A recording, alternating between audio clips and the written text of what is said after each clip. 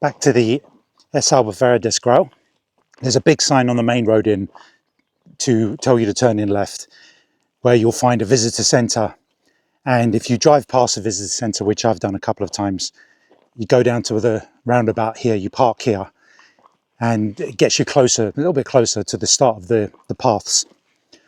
So on the way in, it starts kicking off with raptors, red kites, yeah, really low down.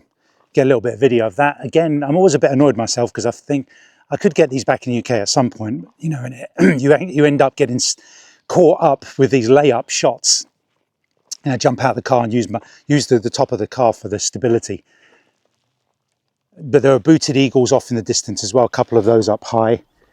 And I was waiting for two of those to sort of come into the frame together. Actually, just as I came in the main gate, as I drove in, a big bird took off. Grey heron. I managed to have my camera set up for flight shots and caught it. So that goes on the list at 65, getting very close to beating previous species count last year. And when I got out the car and parked up, just a couple of, I heard a little call above my head that sounded unfamiliar. I looked up and saw, is it hirundines? The thing that, the classification for all of the swifts and swallows and all that kind of stuff. I looked up and thought, yeah, those are swallows, are they? Swallows? There's something weird about them. And I'd just seen them in Lesvos, red rump swallow. I took a couple of pictures to confirm. Oh, yeah. Okay, so obviously I didn't hear them often enough that my brain goes, yeah, I know exactly what that is. It takes several times listening to the song over and over for me to click that a bird is what it is. When you come to a place like this, it's not surprising. It's the second time I've been there. Primarily you're going to hear Sardinian warbler, Chetty's warbler. Yeah, so just constant Sardinian warblers, and then a blast from a Chetty's warbler. The paths are similar, like this. It's pretty, you have to walk over. I'll show you the steps here. Some of the walkways start with a gate, and then you have to go over some steps. So just consider that if you've got limited mobility, where if you can't climb up something. But yeah, they're good steps up and down the other side. And when I first got out of the car, within about 50 meters, I almost stood on a turtle dove because of all this kind of red and blue on the ground. They just blend in. It was almost made me jump. I was like, oh, and it just wandered into the bush casually.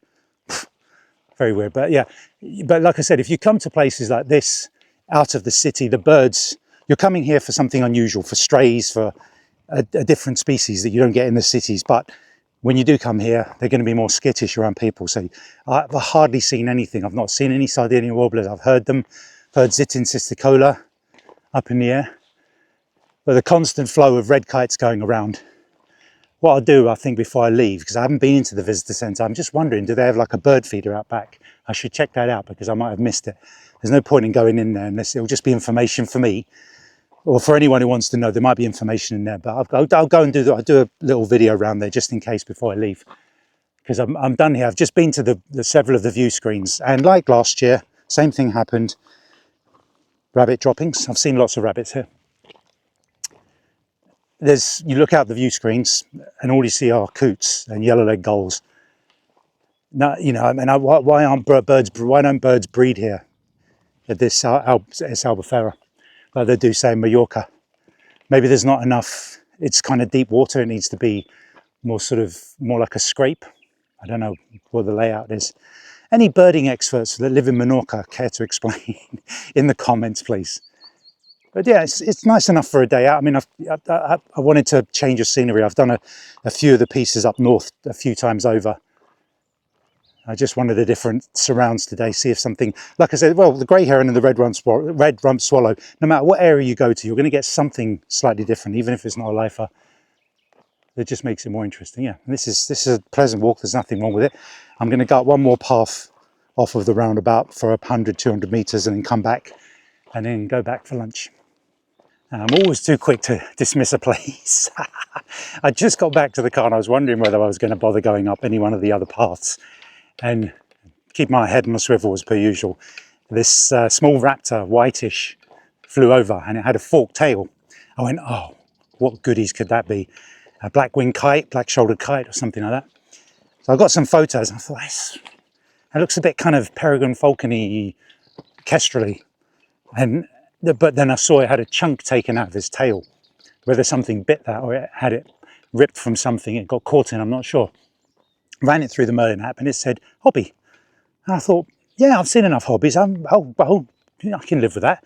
I mean, there's the photo, you know, a couple of photos for you to chew on. Very light, I must admit. Don't know, but yeah, I thought that was, yeah, a forked tail was going to be something interesting. But as I finished with that, and I was just working, getting some more red rump swallow photos while I could. They were presenting themselves in better lighting conditions for photos. Some of these are quite nice, actually. And another red kite. I had to take pictures of this guy. I mean, he was there. He was right staring at my face. I had to get some photos. And they always get you. But anyway, good. It kept me there for a second because as I just peered over one last time, I saw a big black bird hovering. What? Hovering? And I put the 4K crop mode on, had a look through. Osprey. And I was quite a distance, you know, a few hundred meters. A few hundred? Yeah, probably a few hundred meters, maybe 200. That's a bit of a lie. I thought, well, there you go. You know, it's a bit too far.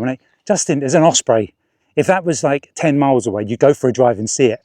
Go then walk and it might still be there because I could see it appearing a couple of times. So it was obviously, if I get that going down for a fish, there are big fish in these lakes. It'll be brilliant. It didn't catch a fish, but when I got to the point, it was already circling me. Fired, bang, bang, bang, bang, bang. Heat haze was messing with a lot of the photos. I probably only about 10 or 12, 20% of them came out sharp. I'll have to, some of these are keepable. And you can, I noticed the ones that when it went in front of a cloud, so it was a whiteout background, the heat haze was less annoyingly. You want it with a blue sky, but it was when it was in blue sky, the sun was attacking my camera's focus. It's a bit blurry, but yeah, I fired off the photos for all the close stuff. And then when I noticed it was just a little bit out of range for good photos, I flicked to a video. And yeah, I'll have a few, 10 or 20 seconds slowed down from 60 frames to 30 to show you. Yeah, difficult lighting because there's half the sky is cloud and half is blue sky and it keeps moving and the birds circling in and out of it. A couple of times I was filming the Osprey and it went in front of the sun. So it basically disappeared in the lens and I had to sort of guess where it was coming out, hold my tracking, my pan, and oh yeah, there it popped out and turn the autofocus off. So when it did pop back out, my camera didn't hunt for it, but I'm perfectly happy with that. And because of the hobby and the red rump swallow and the grey heron, I am now 67. I've matched my previous trip. So I'm just gonna, hopefully when I get up to the northwest corner and get some Theklas and anything else is up there, short-toed lark and Theklas, I'll be hitting the 70 mark. Excellent. Turtle doves, yeah. Well, one more look around and then we're going to get to the visitor centre and finally I'll run in and have a quick look, see if there's anything interesting in there. I'd like there to be a bird station, a feeding station to see what comes down to feed. We'll see. I can't believe I was this close to getting a viral clip. It will happen one day. Anyway, so I'm on the road out of the Es Albufera. I've just looked in the visitor centre. Nothing, there's a little sort of display and some charts on the wall with birds and insects and things like that. No bird station. So I'm driving down the road and I hear a commotion. I'm looking up for birds in the sky. There's constantly things flying over my head. I hear a commotion up ahead and I see a raptor on the ground trying to grab a rabbit. Brakes. I brake off to that. I'm so fast on my settings on my camera now. I get it on it just as the rabbit disappears. So I don't know how it didn't manage to grab the rabbit, but it was a booted eagle. It sat on the ground looking a bit sorry for itself, like it missed out on a lovely lunch. But I didn't know they could catch rabbits like that. I mean, how can a raptor catch such a fast animal? But yeah, it's the rabbit sort of went out to the road. The wings were going up on the bird. There was a lot of dust. And I'm showing you the footage. It's a little bit distant. I filmed it from a distance before I started moving closer because there's a lot of heat haze. But eventually a car did come up and I got ready for it flying. It flew towards me and I took some pictures of it circling the car above me. But a different morph booted eagle than the previous ones. What that would have been, yeah. If I could film that would have been viral. My viral clip will one day come, which will set off my YouTube channel like crazy. It's always something, a predator eating prey, something like that, some sort of raptor. Usually it's a sparrowhawk and a pigeon, but if you get something like that, something unusual, booted eagle capturing prey, next time, baby. Finally got down to the Fadapunti lighthouse, check out the larks, and didn't disappoint. I think they don't have crested larks here. They're Thekla's larks. I've been running the Merlin app, and they've been picking up Theklas and short-toed, but I saw the short-toed as soon as I got in. See this road, you come down this road, is about 4 or 5 kilometers from Ciutadella, and you'll start seeing them. Look out for them on the rocks there.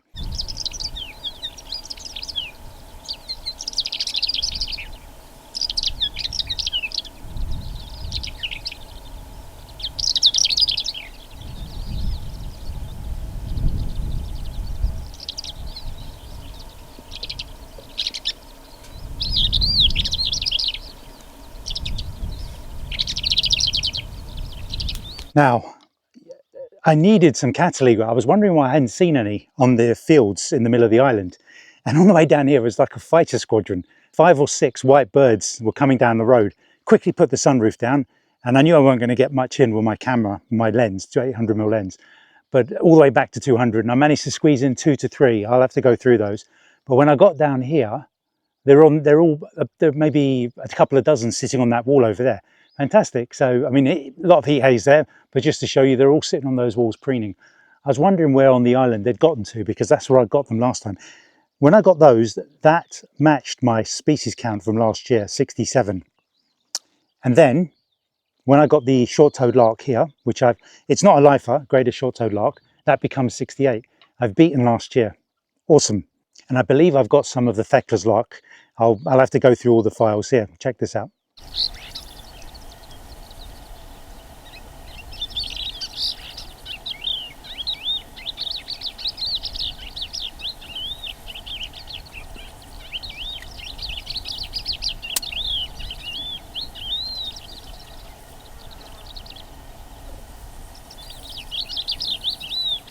I've also seen a blue rock thrush and spotless starlings, pallid swift.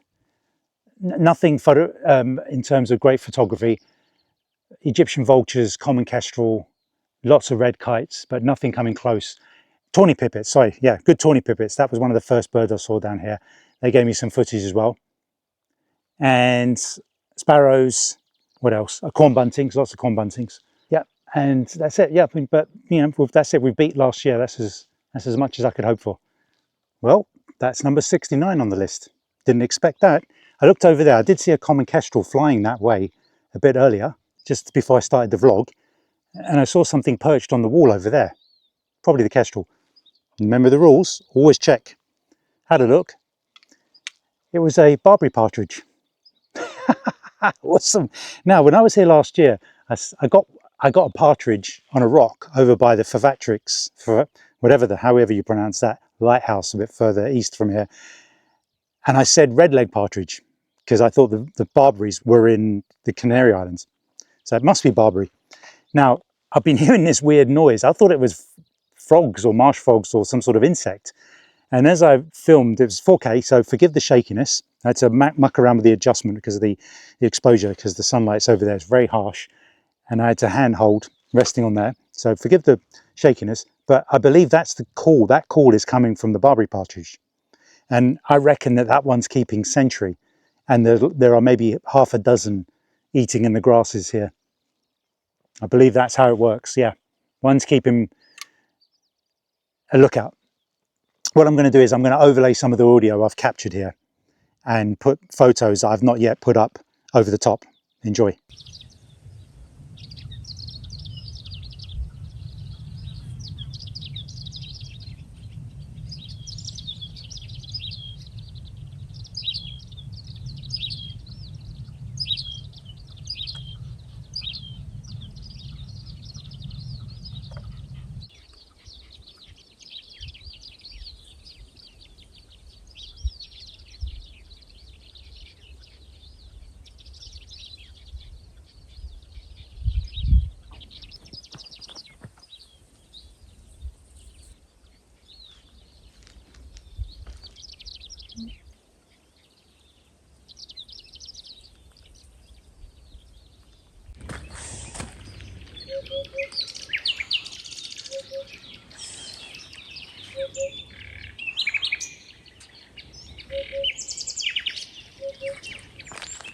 Hoopoo, nightingale.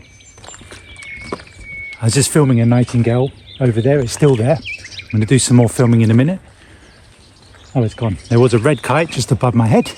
It's just, I can hear turtle doves calling, purring.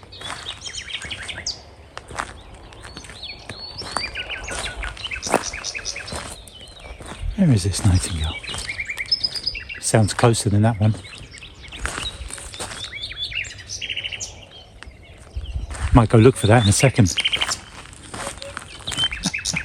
Oh, I'm going to miss this. My last day, sorry. This morning I went to Son Park again and got my coffee and picked up a couple of seconds of a hoopoo with a grub. And there's a car coming, so I apologise about the noise. Now the rain forecast today was meant to be lots of rain, and it did rain, but not as much as they said. It was going to rain from sort of 11, according to them, until about 5 o'clock. And when I was at home and we thought we'd do a bit of packing, I looked out the window and sometimes it was and wasn't. I thought, you know what, I could have been out in the car and just kept the roof over and the windows up, waited for the rain and then carried on and done a bit of birding. So never trust the rain forecast, because it does rain, but they're only guessing for the most part. When you look at those radar images, they only show you 2 hours, because that's only roughly how far they can predict. But on the way in here, there was a turtle dove on the ground on the road just before I turned in to watch what happened when a car approached it, and it did get out of the way. But I saw the car swing around. Very nice of him. And at the end of my road, past the roundabout, there were a couple of birds on the wires. I pulled in and it was the woodchat shrike again. And for a brief second, a house sparrow jumped up and started edging towards it. And then I got some footage of the woodchat shrike on its own, hoping it would come up for a bug. I waited for a while, but I was blocking the road. And on the post above it, there was a corn bunting. Excellent. Now, it's really good at the moment because this weather means you can get out the car. It's not too hot. It's comfortable. If there was ever a day you wanted to go for a hike, it's today. But we're out, we're rushing around last minute, trying to see what little bits we can get in the last evening of the holiday. So I'm going to be running around like crazy until about 8:30. I'm probably going to go over to the past Four Nails again and look for maybe red-footed falcons again. I'm going to go home and have my dinner in about 30 minutes and then back over to that side, just to cram in as many areas as I can. So I'll film a little bit more of that nightingale and I'll put it over for you here.